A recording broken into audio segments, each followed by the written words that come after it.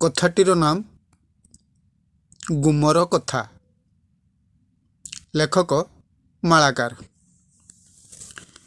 मारिनेले महापात्र चाहिथिला जळका, करिथिला काम जणे जणे नेला मौका।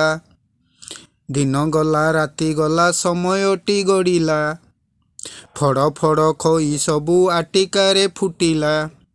सत सत कथा सबू बाहरिले गातरू, मिटी मिटी आखि करी चाही थारे मकुरू।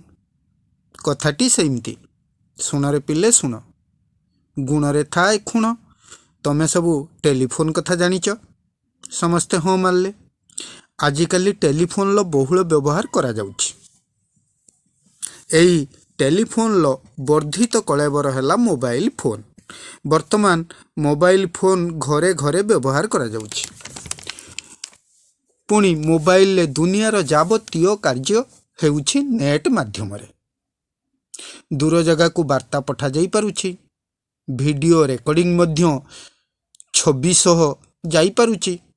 पुणी सेई मोबाइल फोन ले फोटो मध्य उठा जाई पारुछि।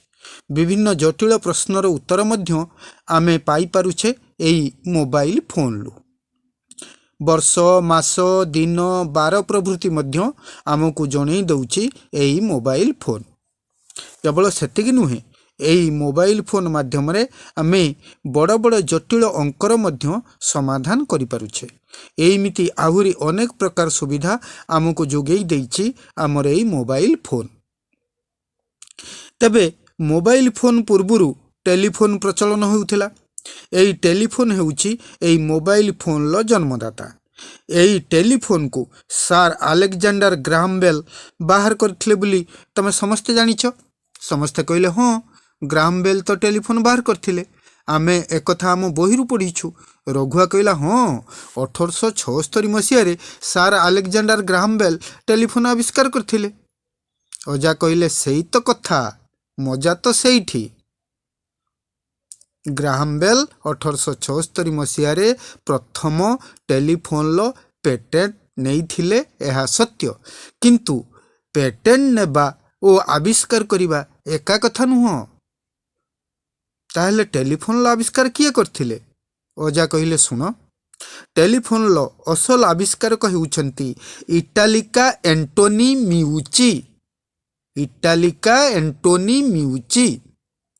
ग्राहम बेलंकर अनेक आगुरु से एही टेलीफोन आविष्कार करथिले। विज्ञानी मिउची तांकर एही आविष्कार रो तथ्य न्यूयॉर्क रो एक इटालियन अमेरिकन प्रेस को देखैथिले। केवल सेतिकी नुहे, विज्ञानी मिउची तांकर एही टेलीफोन आविष्कार रो तथ्य को 1872 मसीह वेस्टर्न यूनियन टेलीग्राफ कंपनी को मध्य देखैथिले। तांकर गवेषणा प्रस्तुत समस्त कागजपत्र एई टेलीग्राफ कंपनी को से हस्तांतर करथिले।